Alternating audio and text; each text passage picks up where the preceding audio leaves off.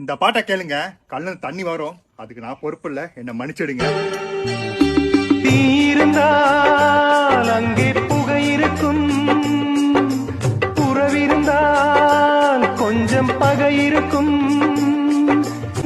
வாழ்வும் வாராமல் சாவும் நேராமல் ரெண்டும் இல்லாமல் மண்ணில் வாழ்கின்றாய். பெண்மை கண்டாலே தாய்மை காண்கின்றாய்.